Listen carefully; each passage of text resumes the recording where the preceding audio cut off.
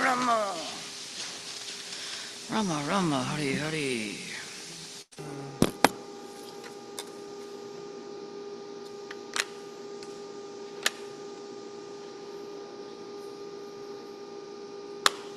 Hare Krishna, Hare Krishna,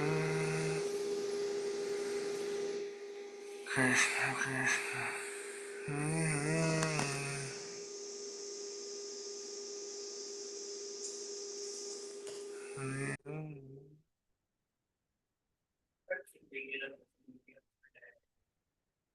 Hare 50, 52, 52, yeah, no, was it 52?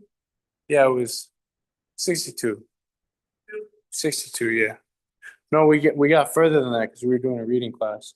So something like 64 or 65. Yeah. I'm pretty sure, yeah.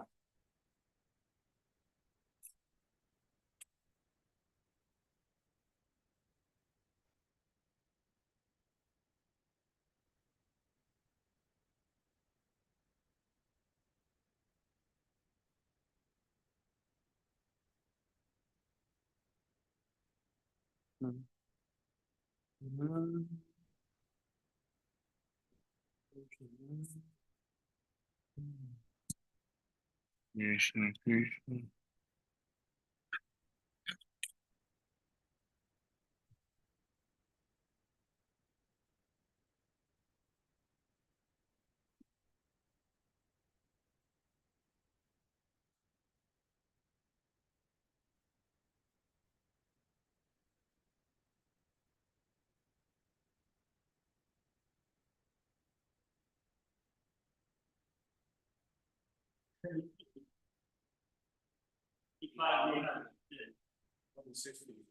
We did chapter 2, text 62 yesterday. Jayata wishing on Mon-Sun, singing son just the Jayata is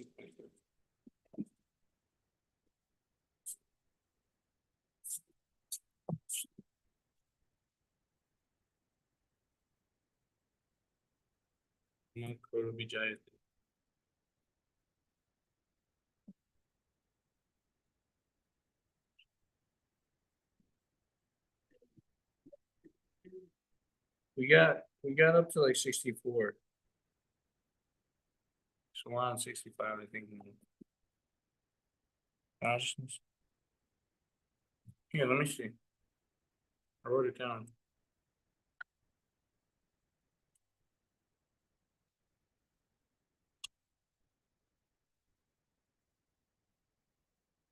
We got up to 266.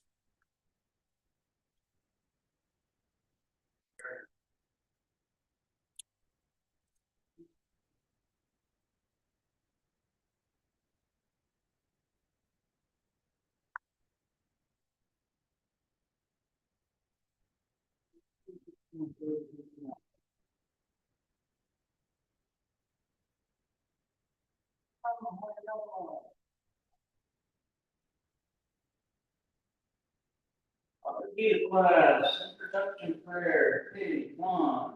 Omagana Brahmavya Vyanastavya Chaturmita Nilata Nate Mama Priti Kanya Manu Krishna Savikram Dina Utale Vainam Tupakara Naya Vedati Prasadatikam. I was born in the darkness of ignorance, and the spirit of knowledge opened my eyes towards the knowledge. Not my physical base is something else.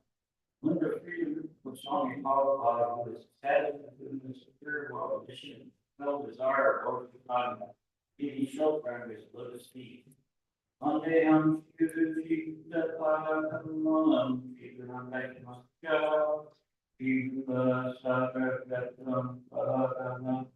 Raghunathi Tatavam, Sahinam Tasam Vaidana Panitam Krishna Chaitanya Devam, Sri Radha Krishna Pala Sahagamam Sri Krishna Patmascha,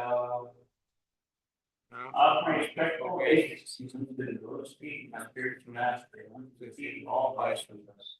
Offering respectful obeisances unto the Lord's feet, the Swami, Mohammed, all brothers, not to the Swami. The Lord, not us, and follow us, and follow us, the Shri of the Swami. Offering respectful obeisances, Lord Krishna, Chaitanya, Lord Nityananda, all the Deity, Acharya, not our philosophy and their associates.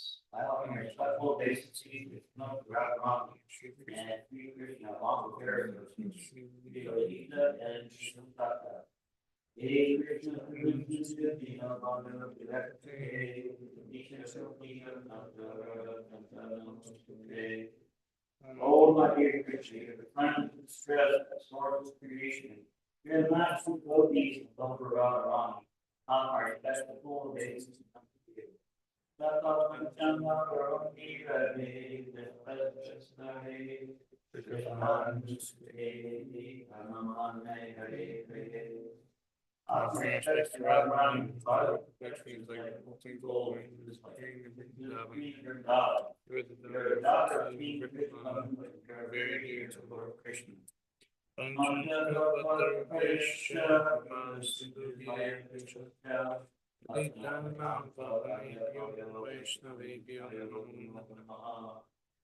my respectful obeisances unto all the Vaishnava devotees of the Lord. Who are just like the dire trees. Who are full of passion for the fallen soul.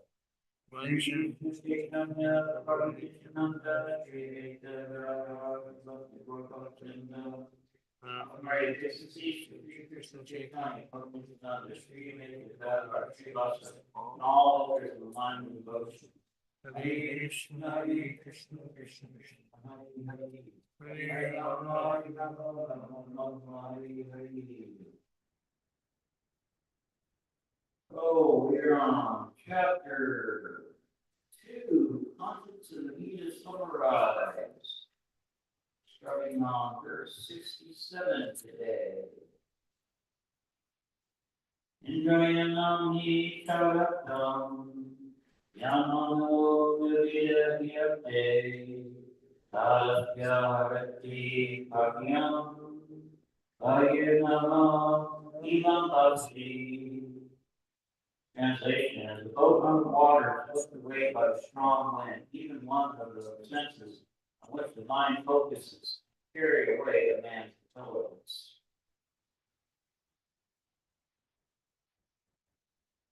That's 68. Tasmanyasya mahobaho, nivritanti pravacha, indraya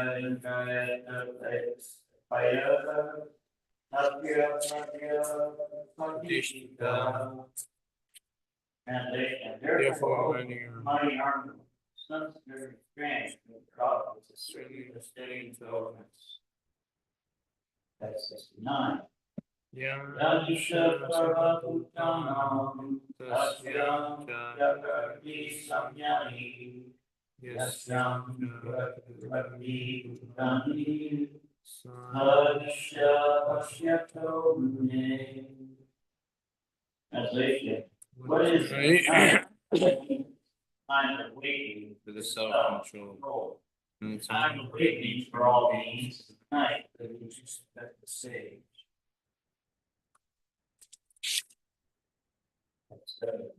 Apuriyamana Chakara Shisham Slamudra Maka Parishtanti Yatra Tatra Kamaya Parishtanti Sarve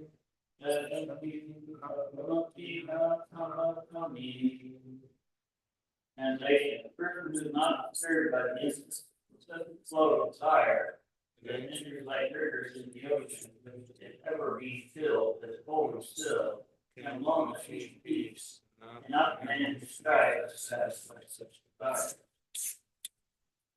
Text 71.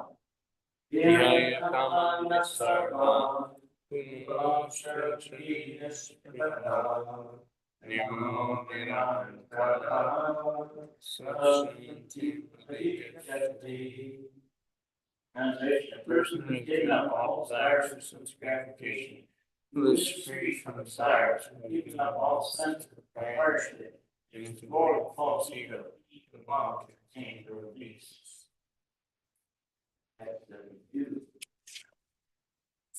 Ishasami Shiktikarta Naina Praya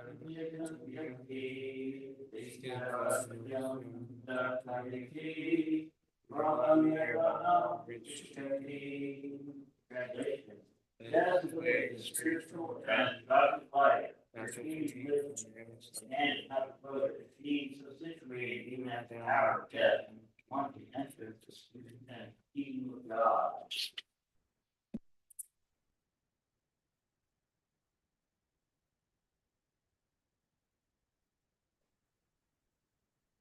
Chapter 3, Karma Yoga, Text 1. Arjuna Vacha Dayasya Karmanaste Mahadurya Jnana Takim Karnani Gore Mam Niyojayasya Shava. Translation: Jesus said, "Oh, Janadans, O Keshava, what do you urge me to engage in scaffolding warfare that you think that intelligence is better than spiritual work?" Text 2. Translation: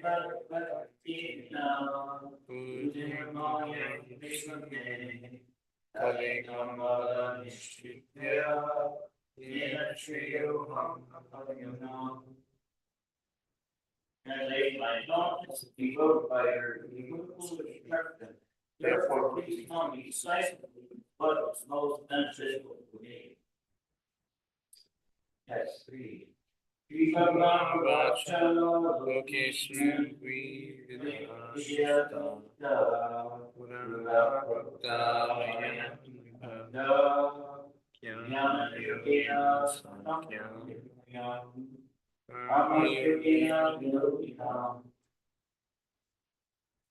Translation: the blissful saints and I have already explained that there are two classes of men who realize the self. Some are inclined to understand like empirical philosophical speculation, and others are inclined to know him by the word.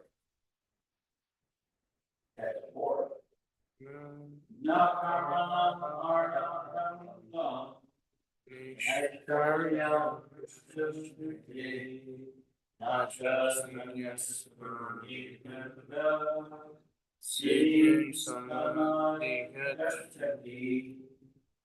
Translation: not by merely exchanging work to achieve freedom from reaction, nor by renunciation alone to want to attain perfection. That's 5.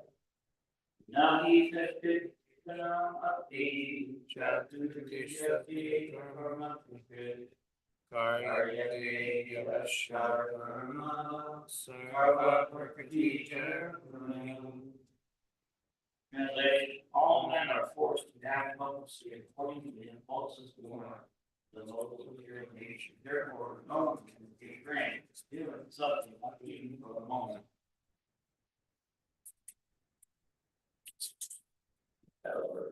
Texas.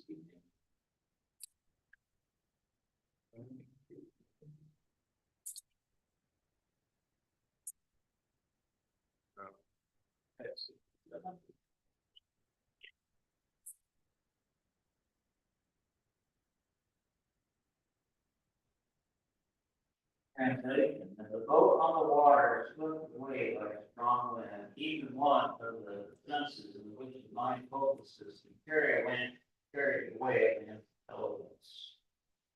The fourth, by divine grace, becomes from God. Thus, all the senses are engaged in service of the Lord. Even one of them engaged in some gratification can deviate the devotee from the path of transcendental advancement. As mentioned in the life of Rod Abrisha, all the senses must be engaged with consciousness, for that is the correct technique of the mind.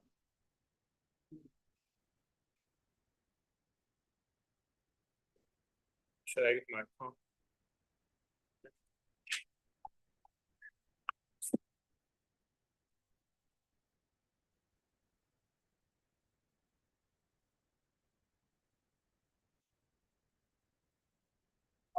Hare Krishna.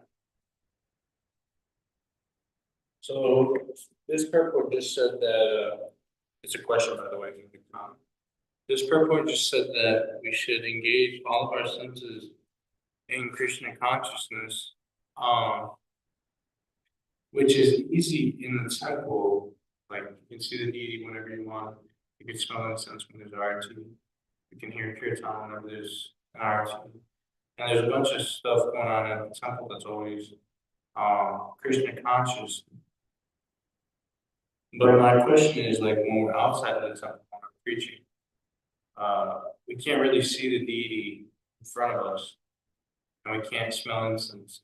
And we can probably hear kirtan, but it's probably not as roaring as when we're in the temple. So my question is, what should I do when especially my eyes have a tendency to deviate to sense gratification. So what should I do when I notice that my eyes are wandering? My mind is wandering. Most of my eyes. So, like, your other senses that are outside the temple, when we're doing pranayama, you have your ears engaged, you have your mouth engaged, your speech engaged, and your seeing. Well, you can always bring it back and look at the books. Bring it back and look at the Prabhus. Thinking and dancing.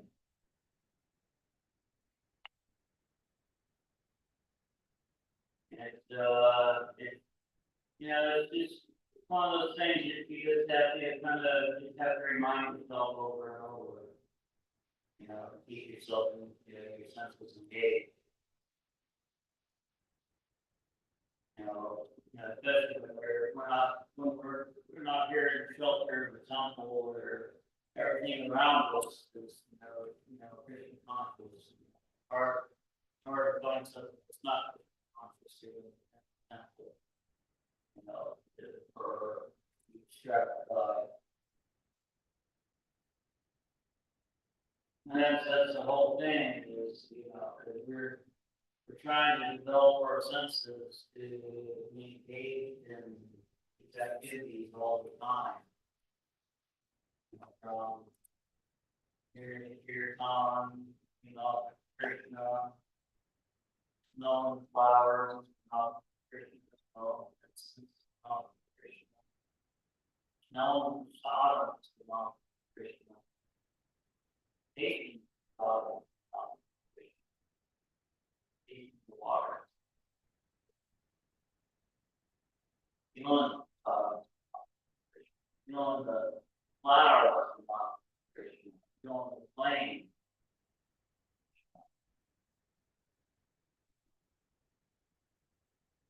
Seeing Krishna, seeing the deities, seeing Prabhupada, seeing the acharyas, seeing the spiritual master, seeing the Prabhus.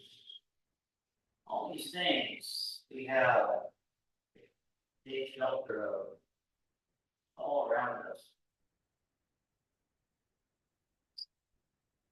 That's why I always say, great hospital life is much more complicated because you're not always in the shelter of the temple. Very hospital life. You pretty much have to make your home another temple. Or if there's a conference.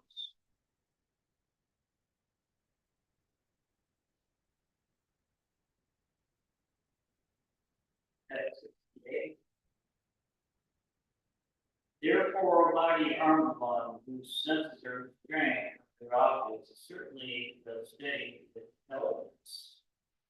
Report.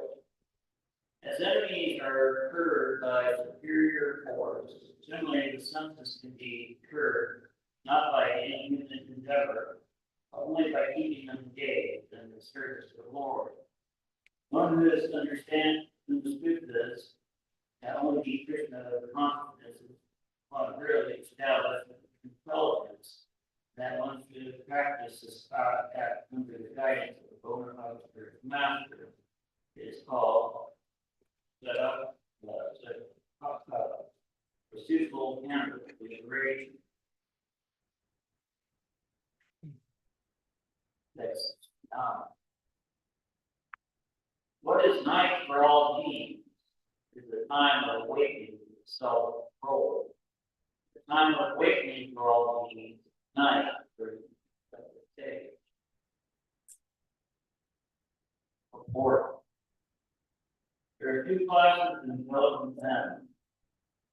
How many guys die? One is intelligent in material activity, not gratification. And the other is ineffective in the way to cultivate and self-realization. Activities of the ineffective say, or thoughtful man, are night for person, purely door. The materialistic person remains asleep in such a night due to their ignorance of self-realization. The introspective sage remains alert in the night of the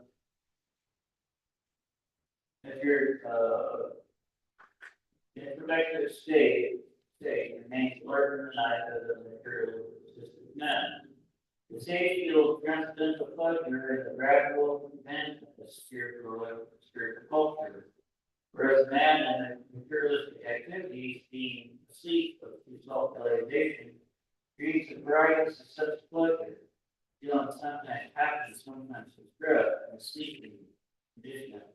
The introspective man is always indifferent to materialistic happiness, stress. He goes on with his self-realization activities undisturbed by material reaction.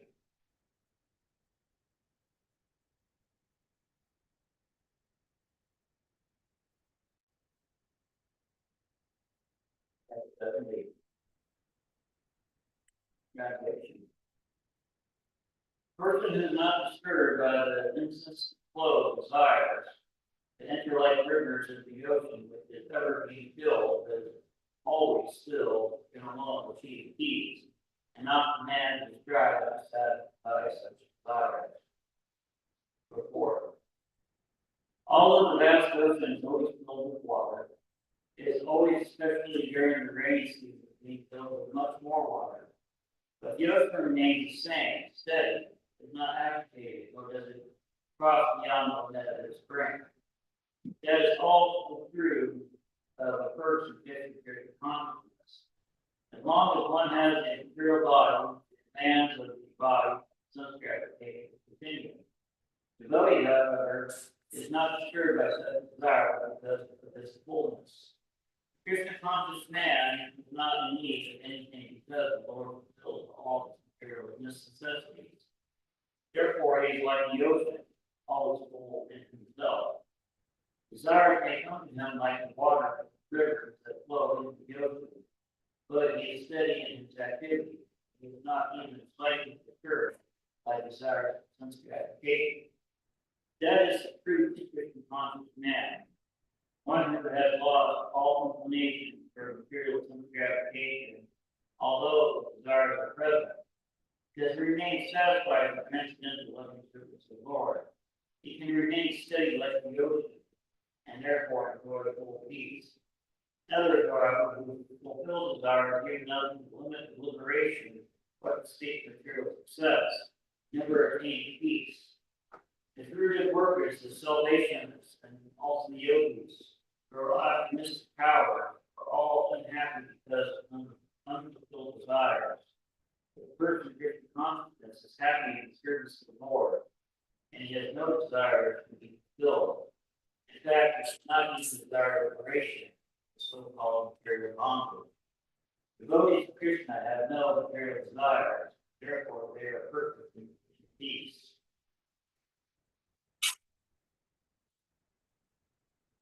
Here again, this is learning to detach yourself from our desires, material desires. Hang on to desire to be accomplished. How do we do this? Take shelter of the Maha. Make that your self-filter or awareness is fixed on. Your mind is going to try to tell us what we desire. Mind is going to continue to try to tell us what we want. Our mind can be our worst enemy if we allow it. One who is learned to shift their awareness. Shift your awareness to Maha Mantra instead of being fixed on their thoughts. Be free from all of the desires. That's 71. Krishna has given up all desire for sense gratification. He lives free from the desires. He has given up all sense of proprietorship, joy called ego. He alone contains no peace. Before. Become desireless means not to desire anything for sense gratification. In other words, desire for becoming Krishna conscious is acting desireless. You understand one type of position as the eternal scripture of Krishna without falsely claiming the pure body to oneself, without falsely claiming proprietorship over anything in the world, is the perfect state of Krishna consciousness. One who is situated in this perfect stage, Krishna consciousness. One who is situated in this perfect stage knows that because Krishna is the proprietor of everything, therefore everything must be used for the satisfaction of Krishna. Arjuna did not want to fight for his own sense gratification. But when he became fully Krishna conscious, he thought that Krishna wanted him to fight. For himself, there was no desire to fight. But Krishna, the same Arjuna, fought to his best ability. Desire for the satisfaction of Krishna is really desirelessness. It is not an artificial attempt to abolish desires. Living entity cannot be desireless or senseless, but he does have to change the quality of the desires. A materially desireless person certainly knows that everything belongs to Krishna. Is but young Bhagavan, and therefore he does not call for claim to proprietorship over anything. This transcendental knowledge is based on self-realization, namely knowing perfectly well that every living entity is the eternal part and parcel of Krishna and its spiritual identity. And therefore the eternal position of living entity is never on the level of Krishna or greater than him. This understanding of Krishna consciousness is the basic principle of real peace. Once again, we're transforming our desires for Krishna's pleasure. It's the concept of becoming desireless. And there's my philosophy. They can be free from all their desires. How do we do that? We're not trying to be free from our desires. We're trying to transform our desires for Krishna's pleasure.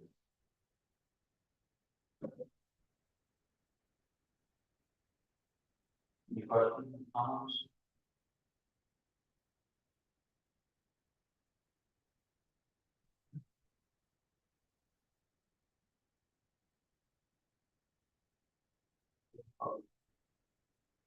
We can all desires be transformed to Krishna conscious desires.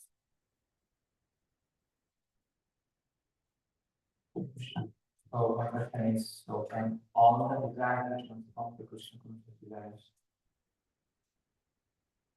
Two kids you can use in Christian consciousness. I mean, it's learning to transform our desires. Like, you desire to eat, desire to food. But instead of desire any kind of food, desire to solve. That's kind of talking some of your desires. Now, desire to see things. Now, desire your sense, you have a sense of seeing. You know, instead of going to the movies and watching TV, watching The Simpsons, or watching the latest episode of South Park or whatnot, you know, you use your seeing, your desire to see, see Krishna, see the Gita, see Prabhupada, see the books, read the books, see the Dharmas, see the spiritual master. And our sense of hearing, desire to hear music. Instead of hearing, the desire to hear, mundane music of the material world, we transform our desire to learn to love, the desire to hear kirtan, to hear the word of the spiritual master, to hear the Bhagavad Gita, to hear the Bhagavatam. A sense of smell, a desire to smell nice things. That can be transformed into, desiring to smell the incense, desiring to smell the flowers of Krishna, desiring to smell the prasadam of Krishna. Even the sense of touch, we desire to touch things. That we can. All of our desires are meant to be adherents to Krishna. And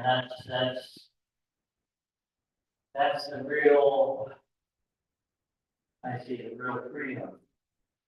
We're not trying to give up all the desires, we're trying to transform them, make them transcendental.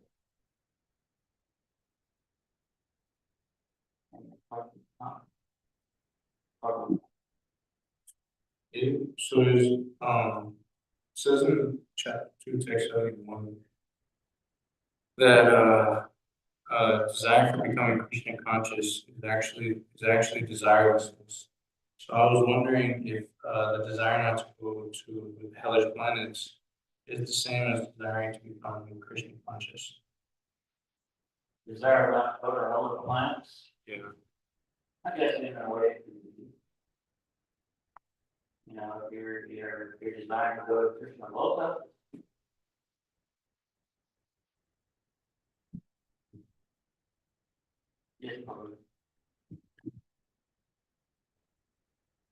there's a pertinent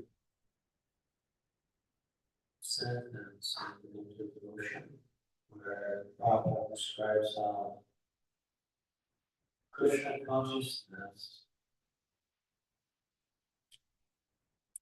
Bhakti Yoga, is the process by which one can turn on one switch and all the lights go on.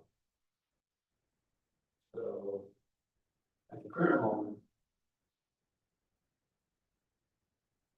I'm turning the switch here, and some of the lights go on. Turning the switch here, some of the lights go on. Krishna consciousness, or Bhakti Yoga, is a process by which we turn one light, one switch, and all the lights. So this is the concept behind giving water to the root tree. And when we put water on the root, all these branches are satisfied. So I'm desiring to give light to pleasure. So at the beginning stage, which you mentioned very nicely, is that I'm desiring to give light to pleasure. So I dovetail that Krishna's desire, or the Krishna's desire that I persona, I taste persona. So that's called dovetail. I connected my desire with Krishna's desire. There is a way in which you automatically dovetail everything in our life. If we focus not on my tongue, but actually on Krishna's tongue. So one way is actually Kali Yoga, which is the beginning of bhakti, and as we get more knowledge and more faith, then it becomes pure bhakti yoga. So at the beginning, one wants to eat, so he cooks something for Krishna, and then he eats it. On the perfect stage, the devotee has no conception of wanting to eat. Apart from Krishna's pleasure, he's thinking, what will make Krishna happy? When Krishna wants to eat, that's different. One is from the beginning, and it becomes more and more perfect. And then the other process is to go from what does Krishna want? What does Krishna want? And then automatically all these steps. You can't jump there artificially, but that's the idea. So when you show the, she doesn't have to worry about her bodily maintenance for keeping body and soul together. She just worries about keeping Krishna in the body and soul together. So she's making, of course, Krishna doesn't have body and soul, but she feels that way. She's not going to lie. Says, if I don't feed him, he's going to die. So she doesn't care anything for herself, but automatically she will be fine. That's the Lord's will. So that's what we're aiming for. There's some comments.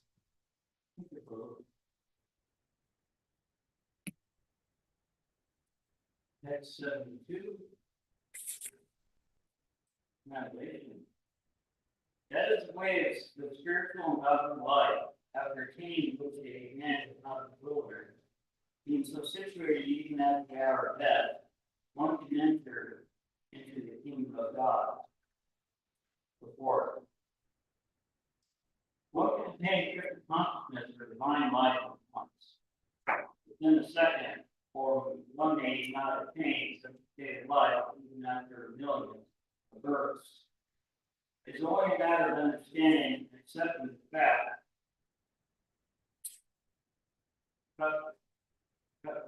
Ganga attained the state of life just a few minutes before his death, by surrendering to Krishna. Nirvana means ending the process of the spiritual life. According to Buddhist philosophy, it is only void after the completion of the spiritual life. But Bhagavad Gita teaches different. Actual life begins after the completion of this material life. The ghost wrote materialist, it is sufficient to know that one has to end this materialistic way of life. But the persons who are spiritually advanced, there is another life after this materialistic life. Before ending this life, one unfortunately becomes Krishna conscious.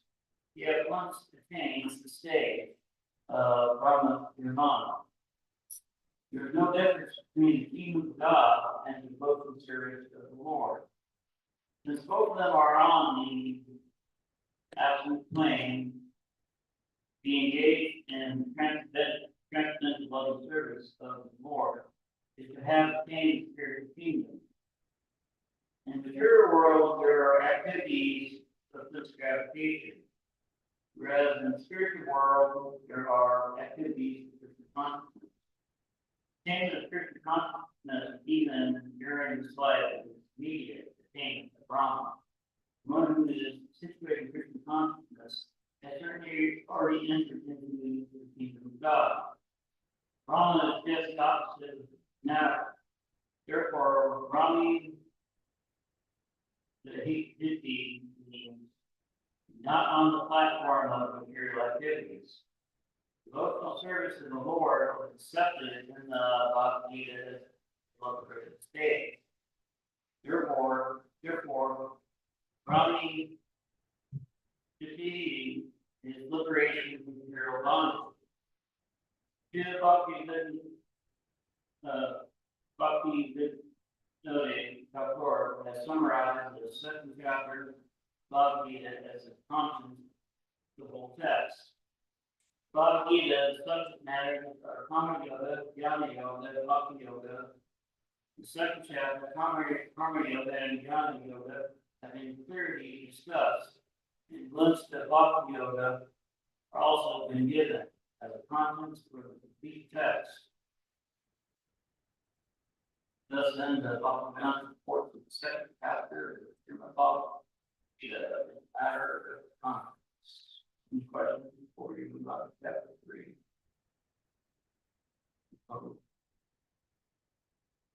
Oh, no, never mind.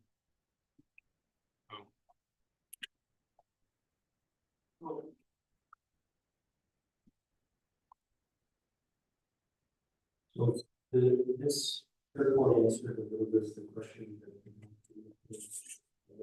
he's not going to free from understandings. So obviously that is very intelligent, not to cipher hell. And it says, actual life begins after the completion of this material life. The most materials, it is sufficient to know that one has to produce materials to live life. But business for spiritual events, there's another life after this materialistic life. So if one is actually secured by yoga, that Baba is stating here actually more than once, which is very significant, that one is actually unimagined with God, which is incredibly profound and important. And this means that by taking a Krishna consciousness of yoga, then one is already back to God. So especially even by the chanting process, which we do in the freedom on the streets, if somebody takes it even for a few seconds, they are actually back to God in one sense. And as long as we don't leave the transcendental platform, we are backing out of the way. So then it's stated in the prayers that one can, he doesn't even care if he has to go to hell. Which is Vaishnava, which states that I don't even mind if I go to hell. Because if I go there, as long as I have devotional service, then that's fine. And this is also correlated with the Chaitanya Srila where it's described that wherever there is Lord Chaitanya, then that is God. Which Chaitanya Mahaprabhu has perfected the science of chanting by Krishna constantly. Chaitanya Krishna, Chaitanya Krishna, Krishna. Madhava Madhava Krishna. So similarly, if we're always serving Krishna, then that is his spiritual word. And Prabhupada so amazingly created this spiritual world by the way of God. And when we give the best ability, it's like we also enter into the spiritual world despite being close to them. And that same potency is what helps the innocent persons that we meet in the public take the books, because they're completely on the most nature. But by that real moment of association with this, they actually become free. They actually enter the spiritual world for a few moments, like hearing the sound of the holy name, associated with the Buddhist. And then they can make a choice. But as soon as they walk away,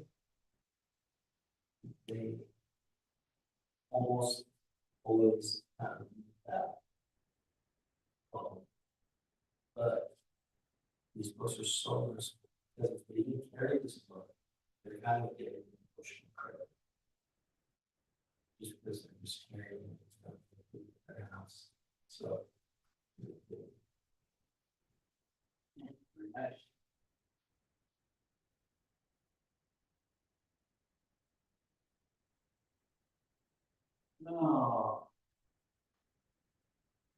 3, section 1, Harmony Yoga. Forgiveness says, oh, Dhamma, Vokishva, what do you urge me to engage in gaseous warfare to think that intelligence is better than spiritual work? 4. Supreme Personal Godhead, Krishna has very elaborately described the constitution of the soul in the previous chapter, with a view to deliver his intimate friend, Arjuna, to the open material greed. And path of realization has been recommended. Duty yoga of Krishna consciousness. Sometimes Krishna consciousness is misunderstood to be inertia, and one with such a misunderstanding often withdraw to a secluded place becomes fully Krishna conscious by chanting the holy name of the Lord Krishna. Without being trained in philosophy, Krishna consciousness is not advisable to chant the holy name of Krishna in a secluded place where one may acquire only keep of adoration from the instant public. Arjuna also thought of Krishna consciousness or Buddhi yoga on intelligence and spiritual advancements. Something like environment in the active life and practice of penance and austerity as a good place. In other words, we want to skillfully avoid fighting by using Krishna consciousness. But the sincere student, he placed the matter before his master, questioned Krishna, as to the best course of action. In answer, Lord Krishna lightly explained karma yoga, or work of Krishna consciousness. In the third chapter.